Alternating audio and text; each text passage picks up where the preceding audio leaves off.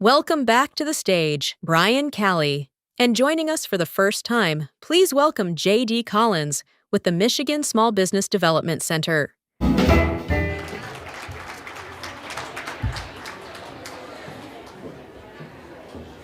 All right, welcome everybody. How you doing, Brian? You want to start making your way in, find some seats. Actually, make sure you sit over here so the pictures don't get all screwed up, okay? So come on over here.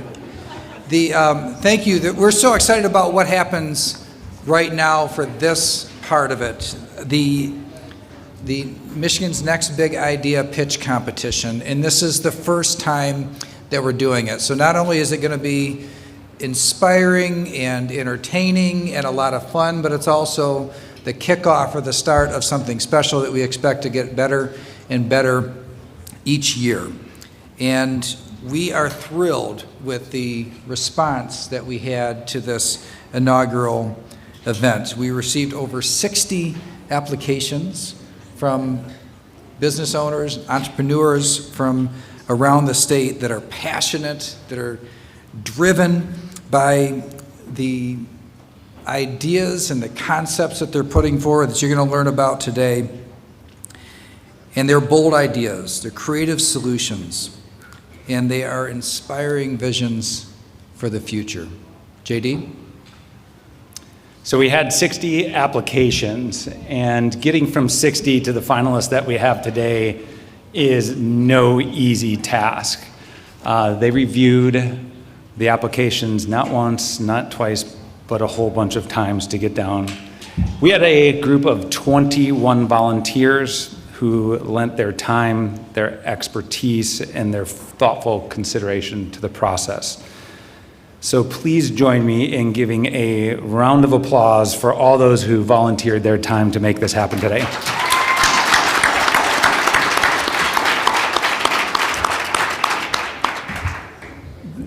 That was awesome. We're going to keep that up today, all right? I'll get to that in a second. As we celebrate the finalists, we're not just recognizing great ideas, we're honoring their work, their courage, their entrepreneurial spirit that made this competition such a success in its first year. So I would like to welcome Melissa Brannon from Comcast, who is the proud sponsor of this competition. Melissa, welcome to the stage. Good afternoon. On behalf of Comcast Business, welcome to Michigan's Next Big Idea. It's an honor to be part of an event that celebrates creativity, grit, and entrepreneurial spirit that defines this state. Michigan's always been a place where bold ideas turn into real-world impact. From manufacturing, to mobility, to healthcare, sustainability, and technology. At Comcast Business, we believe innovation doesn't happen in isolation. It happens when people are connected to each other, to information, and to opportunity. That's why we're proud to support entrepreneurs and small businesses with the connectivity, technology, and partnerships they need to grow, compete, and scale here in Michigan and far beyond. To the entrepreneurs pitching today, you represent the future of business in this state. Your ideas, your courage, your willingness to take risk. Wow, impressive. That's exactly what's needed to fuel progress. Regardless of today's outcome, you've already won by sharing your vision, letting it get challenged, sharpened, and strengthened. Thanks to the Small Business Association of Michigan for executing on this very first event in competition.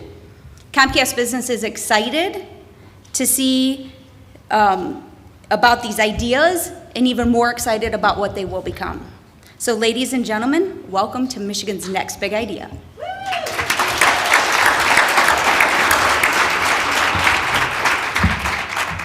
Another big round of applause for Comcast Business, please. Can't do it without you. Appreciate that. All right, so here's how the competition's going to work today.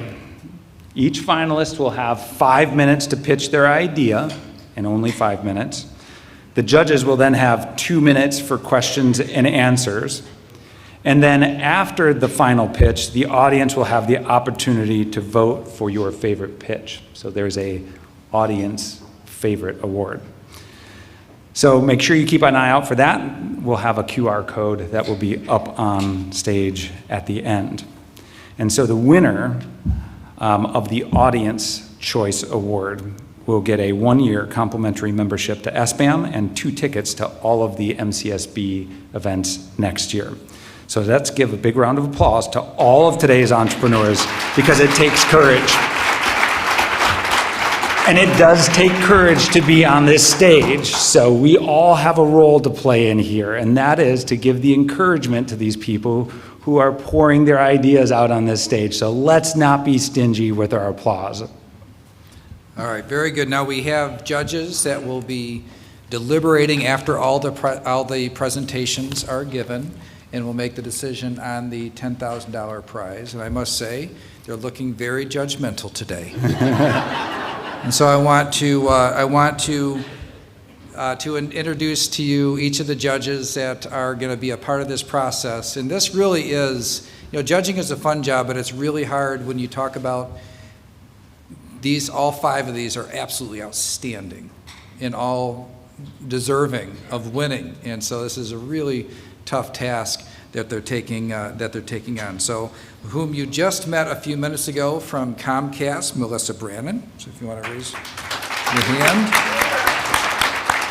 From the Michigan Business Network and founding partner of Michigan Celebrates Small Business, back from the good old days, Chris Holman. My predecessor and now owner of Public Policy Associates, also a founding partner from Michigan Celebrates Small Business, Rob Fowler. And from the Michigan Black Business Alliance, Tamika Griggs. And the Meta-American Chamber of Commerce, Faye Nemmer.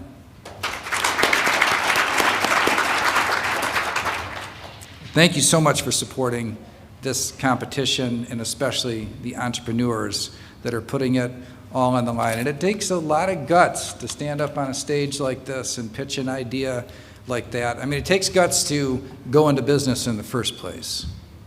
But that's a different skill set than getting in front of people and pitching an idea in front of an audience.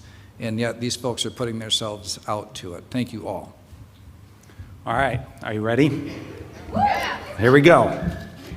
Our first presenter is Michael Hyacinth, founder of Wimage Technology, and he is redefining how children engage with literacy through storytelling, technology, and imagination with Whimsy's World AI. Give it up for Michael.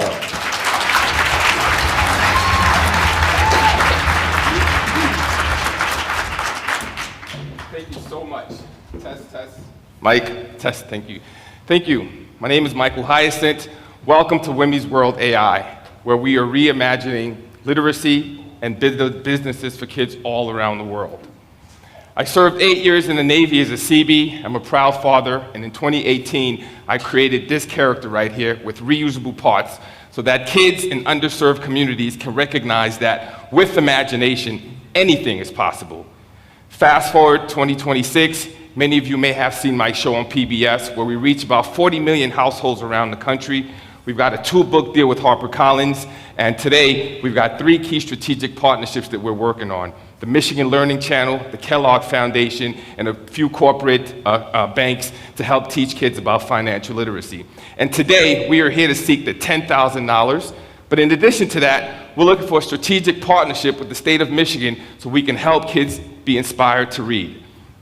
Last year, we all heard Big Gretch when she said, in the 12 months that I have left, literacy will remain my #1 priority. And guess what? It's mine as well, and it should also be yours. Did you know that Michigan is currently ranked 44th in 3rd grade reading proficiency? That's a horrible number. That's a number which will impact everybody in here. All you entrepreneurs, the employees that you get, the innovators that we get will be impacted. We cannot sustain as a state like that. But not just the state, the US as well. Half of 3rd graders can't even read to 3rd grade reading proficiency. That's why we've developed Wimmy's World AI. And kids are not engaged. That's why they're not reading. Traditional books, the static books, they're not promising to the kids' imagination. And it's not an access to book problem, it's an engagement problem. Kids are visual learners, and we need to meet them where they learn. That's why we've built Wimmy's World AI, an interactive reading platform that converts static books into animations, plus a digital companion where Wimmy can actually speak to them and have them communicate and talk about the books that they've learned. Plus, kids can create. We need to show them the power of words. We need to inspire them to recognize that literacy creates hope, and Wimmy's World is safe. How it works, books are uploaded, our team develops them, turns them into animations, and then kids can create and communicate with Wimmy. Kids can see the power of the universe through their imagination. This is the front end. They download the app, they can press a button, talk to Wimmy, create a story with Wimmy. They can actually create and see their words turn to images, and they can watch safe educational content, all on one platform. We built the assembly line in Michigan, and right now we're building a line of assembled characters that are teaching kids about the power of imagination. This is how we make money. We're licensing Wimmy, we have partnerships with schools, we have parent subscriptions, and we'll look for corporate sponsors. Those of you who are out there who care about our future, partner with us so we can put this platform into kids' hands. We're already growing. In 3 months, we did $50,000 in revenue. We provided 10,000 books to kids in Grand Rapids, Muskegon, Kalamazoo. And we're building with schools and partner and districts to further promote this opportunity. Listen, the global ed tech focused on kids ages 3 to 7 last year did $15 billion. It's projected to do $50 billion. We're going after 1%. That's $500 million. And here's the competitors. They're not like us, like Kendrick Lamar said. We've got the #1 character in Wimmy built right here that's going to take kids throughout their literacy journey. And we're doing it because we're providing animations for kids to visualize, and we're providing tools so that kids can become authors and storytellers. We've got an amazing team. The Navy taught me well, but I could not have done this without my team. Doctors in education, engineers, entertainers, all recognizing that without literacy, there is no society. With this $10,000, very critical milestone, we've got the platform up, but we need to animate those 2 books that are in your hands, judges, so that kids can continue to be inspired by Wimmy. We need your support. Ladies and gentlemen, a quick message from Wimmy AI. Hello, everyone. Thanks for joining us at the Michigan Celebrate Small Business event. And hello, Big Gretch. Check out how Paula and Tamara are using our books and platform in Grand Rapids. Wimmy's dream. 10,000 copies will go out to families. They will be able to visit a virtual book to have it read to them in various languages. This book is great for sparking creativity, ideas. Ladies and gentlemen, join me in inspiring the future of our nation. This is not just a Michigan problem, this is a US problem, and I need your support. Join me. Thank you.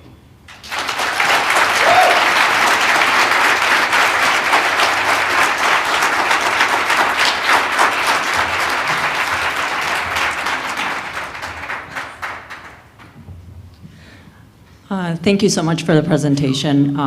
Wonderfully orchestrated and put together. I like the data that you shared regarding our ranking nationally, and it's not a funding issue because we fund the most per pupil nationally. So it is quite disheartening to see our ranking. But I was curious, with your solution, have you been able to data test the solution to see what a baseline looks like, and after implementing your product, how that has made an impact? Yeah, we are doing that right now. We just launched 10,000 books in Kent County, and so we're doing the data testing currently. Here's the thing that I believe, specifically with the age that we're focused on, 3 to 7, it's really engagement. We need to show kids the power of imagination. It's as if Tom Izzo recruited a 3-year-old to play basketball, and the first thing he gave him was a set of basketball notes. It doesn't work. The child needs to see and feel the power of that ball going inside the basket. That's what we need to do as educators. We need to show kids the power of words, the power of literacy. Once they get to a certain age, then we start looking at the data to actually track kids where they're at. But right now, it's an engagement. We need to show kids that no, creativity and literacy is important to them. Michael, you said you have 50,000 in revenue? Yes. Can you just describe that revenue at this point? Yes, so we did a campaign called One Country, One Book, and we sold books to the entire Kent County, reach in, I believe, we sold 10,000 books to Kent County, and part of the books gave kids access to the digital platform that they're currently using right now. So right now, we just launched this literacy platform, and that's how we were able to generate the 50,000. And so with this 10,000, we're able to upload the books that you guys currently have right now so that those kids who are using the platform can continuously elevate and learn with WIMI. Thank you. All right, very good.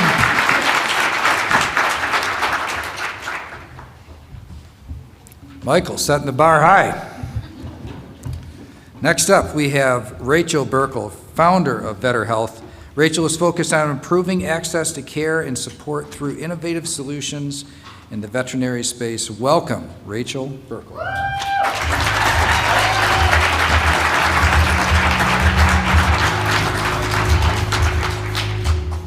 Michigan celebrates small business. Hello. My name is Rachel Burkle, and I am a co-founder of Better Health.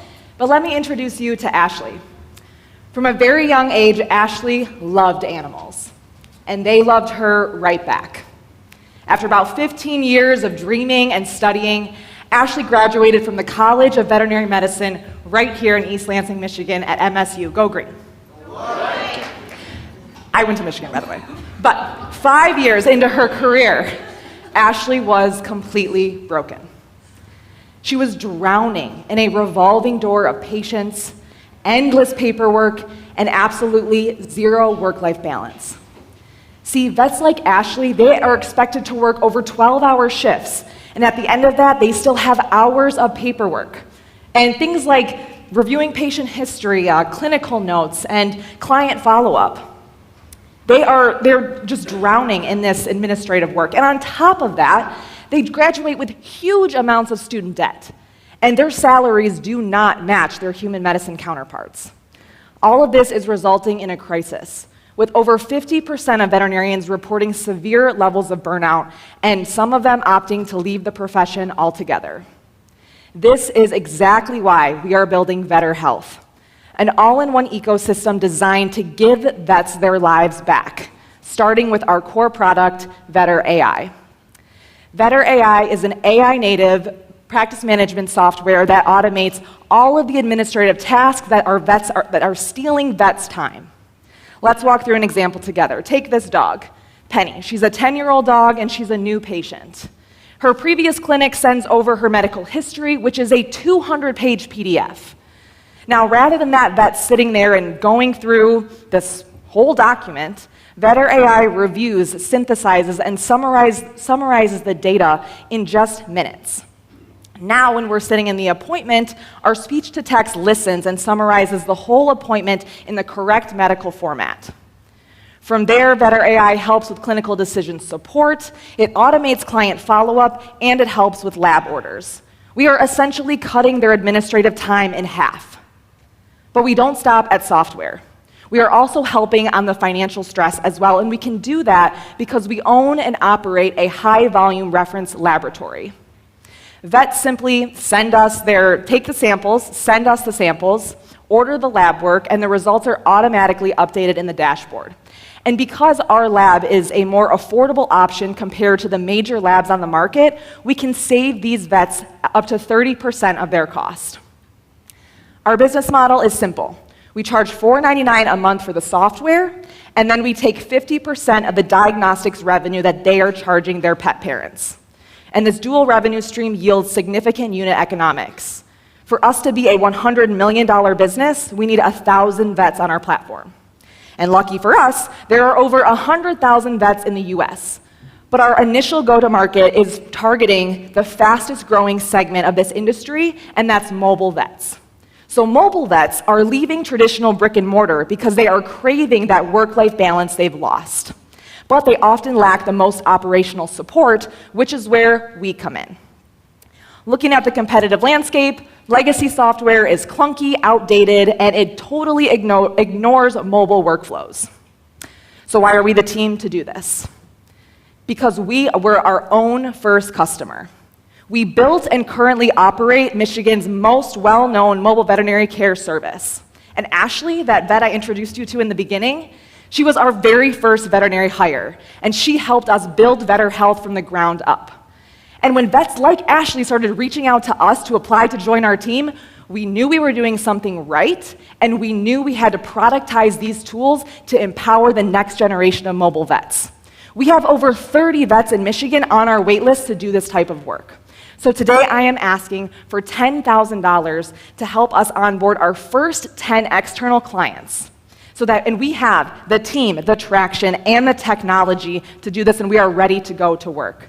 So help us cure this burnout epidemic and join us so that we can get vets doing back to what they do best, what they love to do, what they were born to do like Ashley. And that's care for our best friends. Thank you.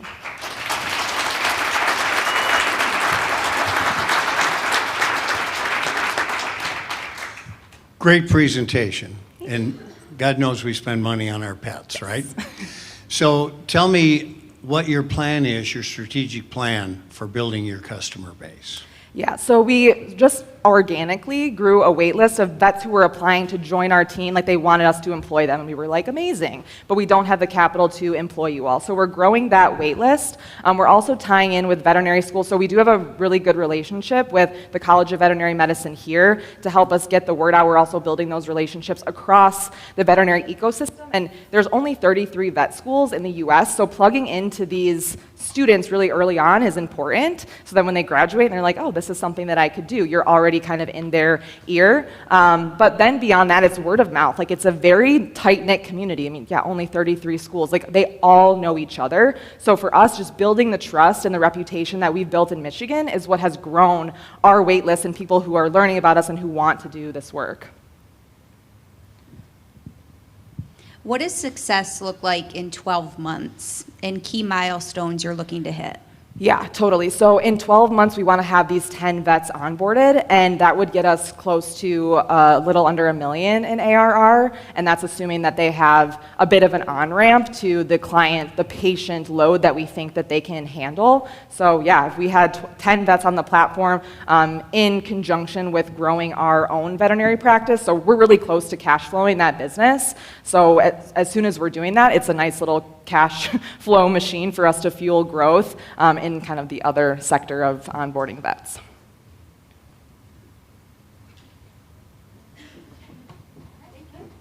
Thank you.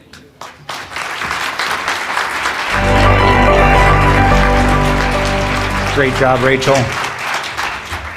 And I think we were all introduced to Penny Lane, who is their Chief Marketing Officer. I thought that was really cute.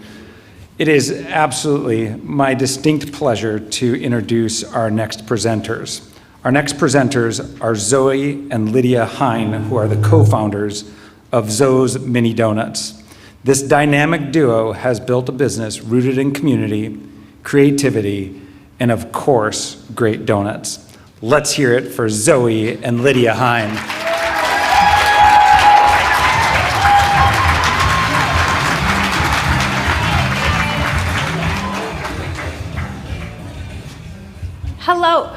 Hello, is this on? Hello, I am Lydia Hine. And I'm Zoe Hine.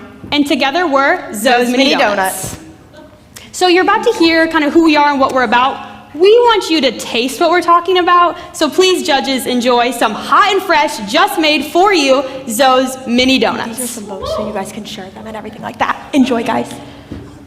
So to tell you about the problem that our business solves, we're actually not going to go far. We're going to start right here in East Lansing, Michigan, and college markets alike.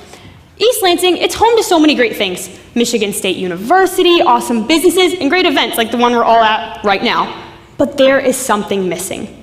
If you find yourself looking for an affordable dessert as you're walking through downtown, or you're looking for the best treat to bring to the office or to the Saturday tailgate, or you just want a place that's open late night for your late night sweet treat cravings, the answer to all of these problems is Zoe's Mini Donuts. When you get to Zoe's Mini Donuts, you will experience the best donuts you've ever had in your entire life, guys. They are hot, they are fresh, light and airy, they melt in your mouth. Most importantly, they are made to order only, meaning we use no heat lamps and no display cases. On top of the best donuts ever, you'll also experience great customer service and a positive and welcoming atmosphere that anybody can be a part of. And how do we know that this is the best solution to the problem of what's missing in East Lansing, what's missing in college towns? Because we've seen a similar problem before. We started this business in the summer of 2023 when I was just 15 years old. I realized there was a similar need in my beach town community. In the summer of 2023, I decided to park stationary food trucks near high traffic locations, operating them as a temporary brick and mortar, being open in the exact same location, selling hot and fresh donuts every single day. Flash forward 3 years later, this last summer, we operated 3 stationary food trucks with an 8-week season and 22 seasonal employees. Now, the success we've seen in the Southwest Michigan market has made us realize that we want to experience a bigger market, the college market, and we want to start here in East Lansing, Michigan. Thank you. So obviously, we didn't invent donuts, we just did them the best. We're not the first donut shop to ever exist, but where we're different isn't our weakness, it's our competitive advantage. We have a unique product not offered anywhere else. Our donuts each order is made for each customer. You will never have a stale donut at Zoe's Mini Donuts. And our menu is affordable. They come to be about $1 a donut, and they're even served in a shareable format, which makes us shareable for groups, dates, whatever. We are more accessible to a larger market. And we're open early mornings and late nights for all your sweet treat cravings. The way in which we communicate this competitive advantage is through our market strategy. Here in East Lansing, our target market will be the college community, it'll be the residents, it'll be the visitors, and we're going to be in a high traffic location at the heart of downtown. And at the heart of our marketing story will be our student founder, Zoe Hine. She'll be a freshman at Michigan State University in the fall, and she'll be showing the Spartan community what entrepreneurship looks like in real time. You're getting more than just a boat of donuts when you come to Zoe's. And we show this through many ways, including our online presence. We maintain strong Instagram pages, strong Facebook pages, daily behind-the-scenes videos on TikTok. All of this we post often and we interact daily, so our customers knows it's the Zoe's Mini Donuts family. We are one and we love to hear from them. Our only paid marketing we've utilized is through NIL deals. These have proven successful in high school that we did with high school athletes. We plan to continue this on into the college market with college athletes. And lastly, print marketing of print brochures and flyers placed in high traffic locations so people can hear what we are and come check us out. Now let's talk about the dough. It costs us 40 cents to produce each donut, 10 cents going into cost of goods sold, and 30 cents going into all labor and all overhead. We sell each donut at approximately $1 per donut, giving us a 60% profit margin. This last summer, we were able to generate $135,000 in revenue and net $81,000. That was just an 8-week season. This next summer, we hope to operate 5 stationary food trucks, and then in August, transition into establishing our brick and mortar in East Lansing. So where are we at in the timeline? Currently, we are finalizing our final lease and our build-out plans for what our brick and mortar will look like and everything we're going to want to have in it. Our next process is with the money we win tonight, as well as the profits from our food trucks this summer, we want to transition into opening our East Lansing location in fall of 2026. And what would we do with these $10,000? Well, besides Cry Tears of Joy, of course, all of these funds would be towards a commercial fryer needed for our East Lansing location. We also want to clarify something. This is our plan A with no plan B. We have a huge passion for this. We are taking this to the moon. We are going to reinvent how people experience donuts, hot and fresh, so they never have to settle for stale again. We will be the next donut dynasty. And we want to take over the college market, and East Lansing is just the beginning. Thank you guys so much for listening, and do you have any questions? Thank you.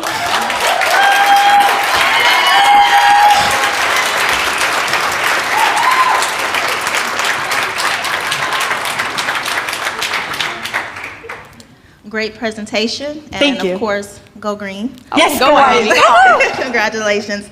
My question for you is, what has been your biggest assumption as relates to donut entrepreneurship, and then have you tested any of that? Wait, what was the first word you biggest said? Assumption? Assumption made on us or that we've made about the market? That you guys have upon the market, and have you tested that? Oh, that's a really good question. I would say the biggest thing for us is first of all, donuts. When you say the word donut, everyone assumes it comes in a box and you take it to the office and it's stale. So that assumption was placed on us, and we assumed that's what people would think donuts were. So having to show people that you can enjoy them hot and fresh, and they're better, it's an education that It's a game changer. we've had to learn that education, and then we've had to show that education to our customers. Thankfully, when you're donuts, you already know what you're kind of expecting when you get there. It's just that further education, like, will people sit down and enjoy this here? And also take it with them. I would also say the toppings on a donut can be wide variety. We keep it very simple. You guys literally have our entire menu in front of you: glazed, cinnamon sugar, and powdered sugar. And we just like the keep it simple method. Like, people would assume you have to have every topping on a donut shop to people want to come, and we've learned with testing that that's not actually needed. My question is normally impolite, but how old are you two? Oh, no, you're totally fine. You're You're fine, all you're good. I'm 18. And I'm 23. Started when we were 15 and 19. Yes. Yeah. She was my ride in the beginning, and now she's my partner.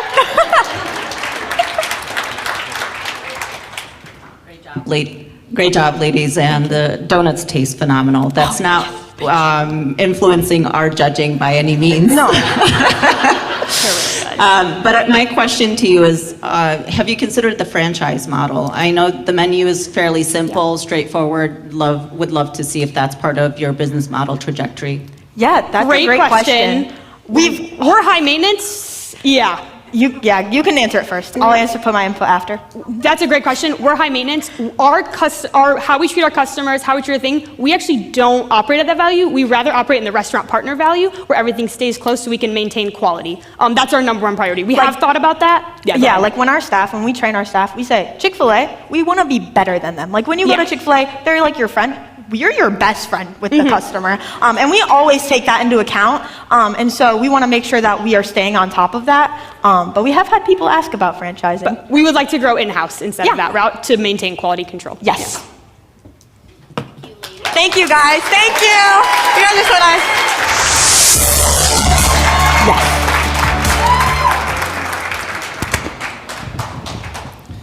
Well, when I get home tonight, I'm going to ask my kids, like, what are you guys even up to every day? Anyhow. All right, up next, Philip Meadow, founder of Gage Temp Block Systems Corp. Philip is merging sustainability and innovation through advanced building materials. Please welcome Philip Meadow.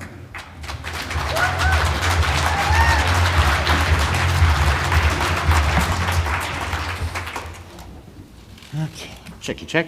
I need just an extra second. Oh, thank you. Okay.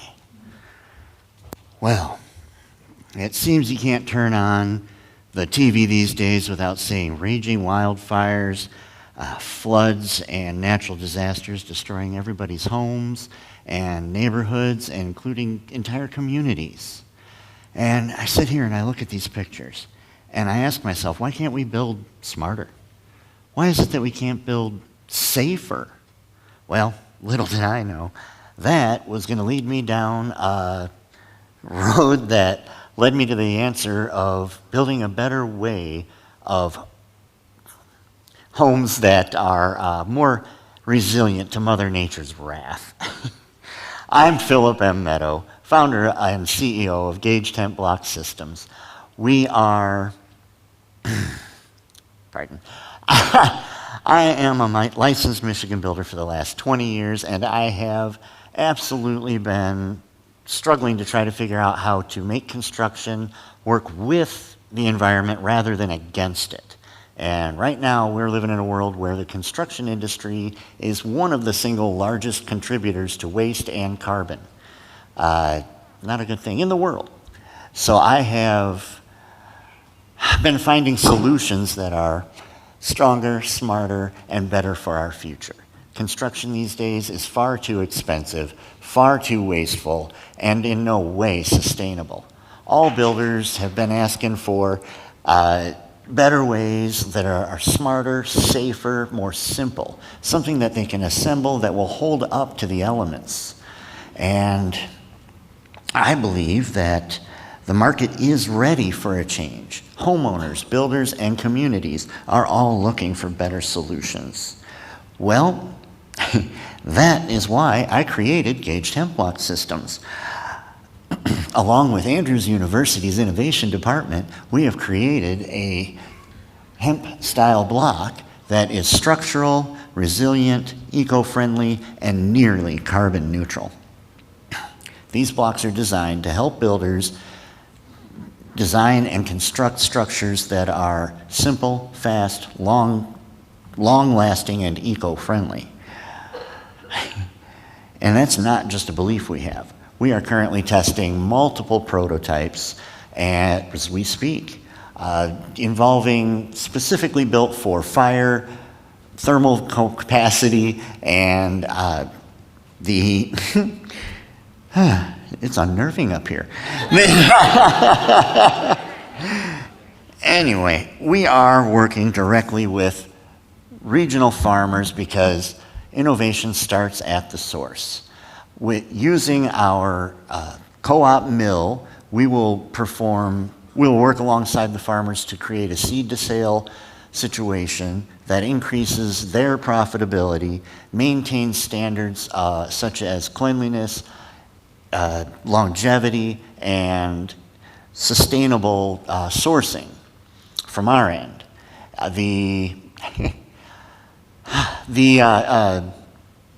Another advantage of that for the local areas is that it will encourage a closed-loop supply chain.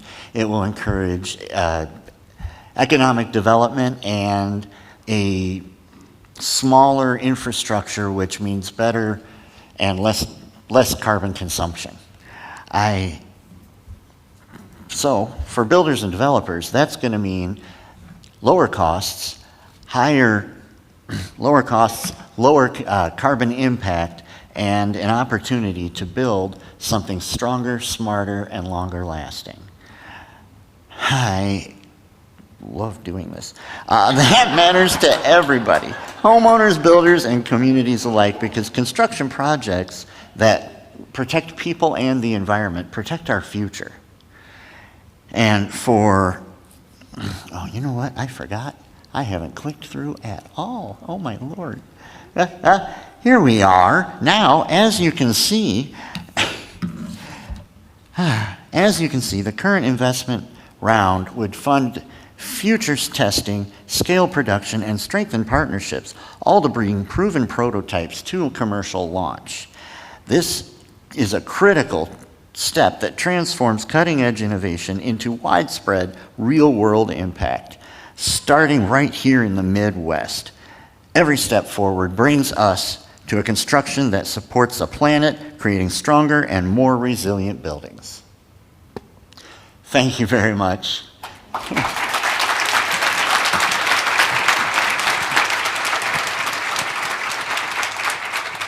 So I want you to know that we did not notice that you were nervous. Right? So you're at a prototype stage right now. Yes. Do you see a problem? Because at the end of the road, when you talk to contractors and builders, cost is going to be the factor. Yes. Do you see this being able to scale and go to production and be cost competitive? Compared to standard stick-built construction right now in residential homes, this would come in about 15% cheaper overall cost material-wise, plus you need about 4 less private subcontractors, saving thousands. So it's very scalable, and in this, you no longer need insulation, you no longer need the 2x4s, you no longer need the house wrap. You take this, you slap a little mud over it, and you paint it.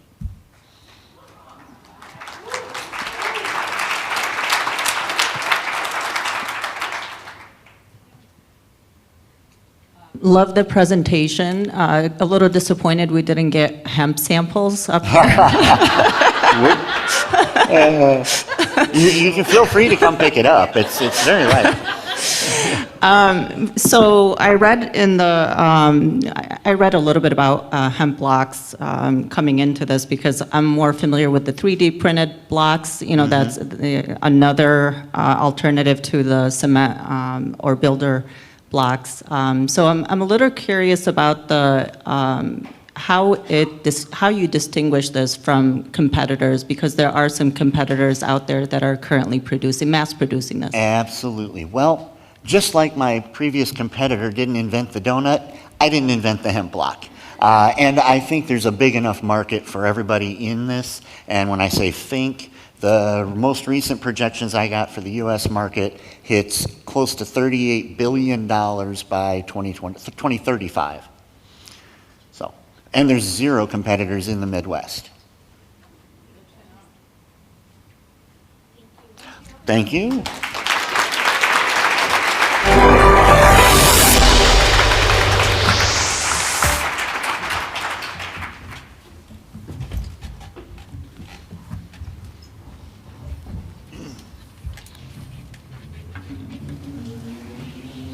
Thank you. Now to our final pitch.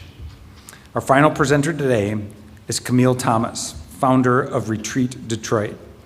Camille is reimagining wellness and restorative spaces with intention and impact. Let's give a warm welcome to Camille Thomas.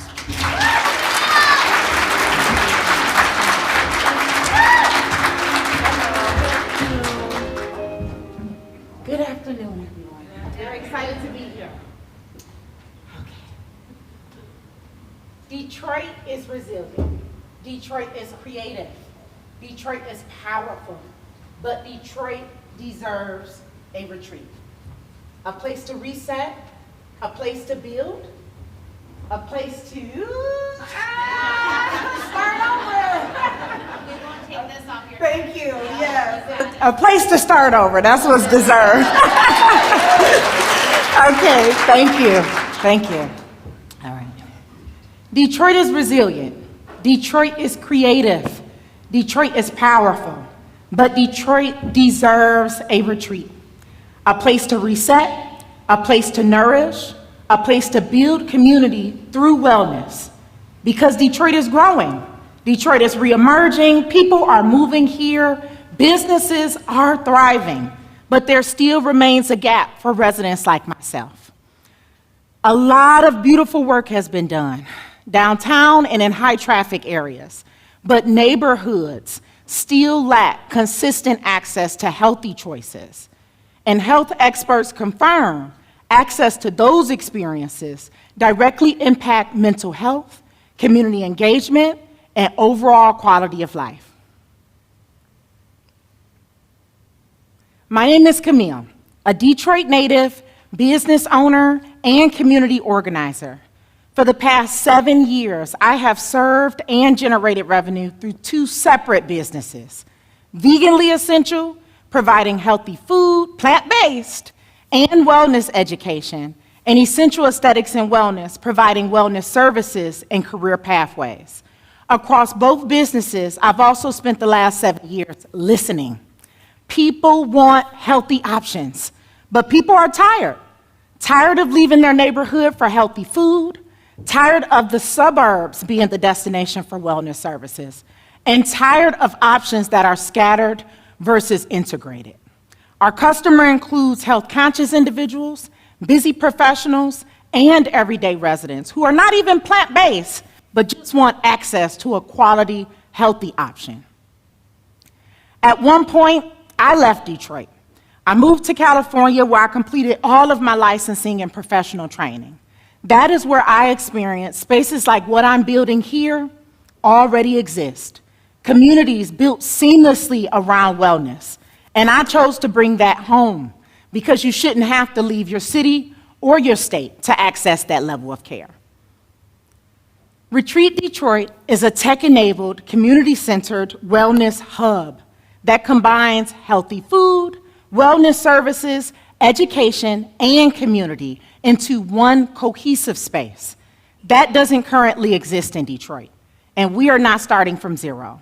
In 2025, both businesses collectively generated $88,000 in gross revenue with limited resources and self-funding, showing proven demand and a lot of room for growth. Our diversified service offerings will allow for long-term sustainability. I bring over 10 years of experience in the hospitality and wellness space, from service to management roles.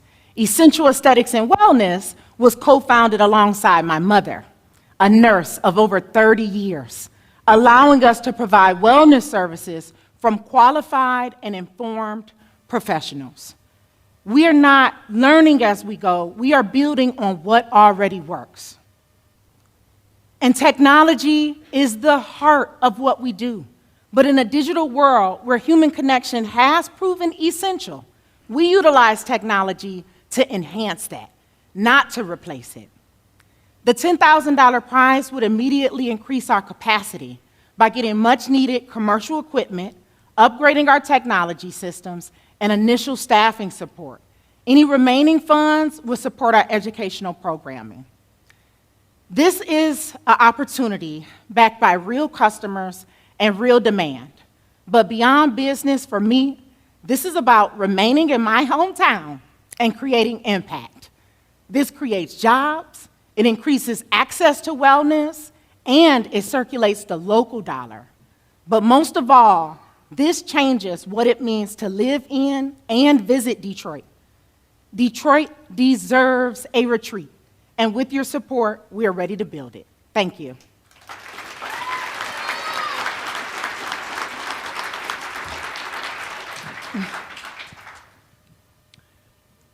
Could you talk a little bit about demand? What do you know about the demand for these combined services? Oh, the demand is high. Thank you for that question. So how I know firsthand about demand is I have essentially been paying 2 leases in 2 separate spaces, one in the suburbs in Farmington Hill, and then for my food, plant-based business, I operate that out of downtown Detroit in Eastern Market. So essentially, I'm paying for 2 leases in 2 separate spaces. And what I found is when I have pop-ups with Veganly, we have our wellness service customers come support and vice versa. I'm also a licensed esthetician and state-certified aesthetics instructor, so I do apprenticeship and career training, and I do skin, I do wellness, that's my life. And so food, healthy food, plant-based, goes hand in hand with that. So for us, we have a unique opportunity because we kind of have a built-in demand already with our existing customers that come every single month. But then as far as being a resident of Detroit, I know the demand is high. I've been plant-based for 10 years, and options are limited. They're actually closing because a lot of restaurants are failing, which I'm very aware of. And so that's why I'm really excited to combine these offerings and just make it a wellness hub so people really have a destination. We also get calls just from Google from out-of-towners, and I have nowhere to send them. So thank you. So look down the road. Where are you going with this? This is not a one-trick pony. No, it's not. Yep, so this is an all-inclusive wellness hub. There are spaces, I would say your high-end hotels, where you can go and get a skincare service, you could get room service, but it doesn't bring in the community aspect. On the food side with plant-based, you could spend as little as $7 and access this space. And then on the wellness side, we have trainings that start at $3,000. So that service offering really shows how much ground we're covering and how we really want to be a destination for residents and visitors, because right now you have to go to 3 different places to get all of these services, and you'll have it all inclusive with education and classes and everything kind of built in. Thank you. Thank you so much. Thank you.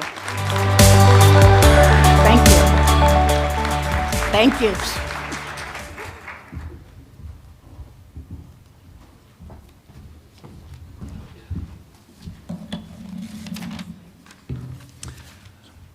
Another big round of applause for all of our contestants. Nice job, all of you. Another huge thank you to Comcast Business.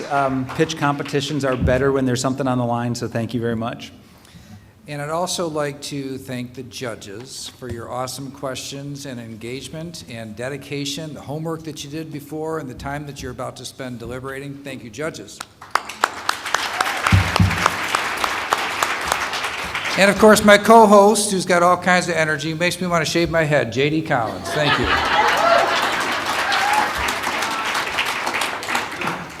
All right, this is your turn. This is the audience voting segment. And so pretty soon, I think you're going to see a QR code. And here's the catch. You only have 5 minutes to get your votes in. So scan the QR code. And this is for your audience choice. So take advantage of it. 5 minutes starts right now.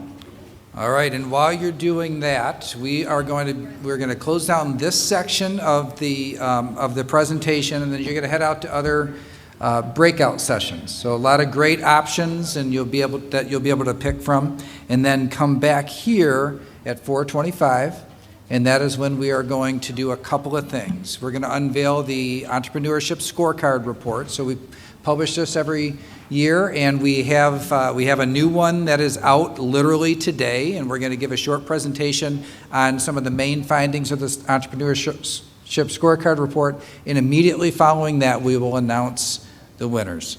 So you definitely won't want to miss that. And is there anything more that we need before we head out? All right, thank you guys so much. Head out to those breakout sessions, and the judges will get to work.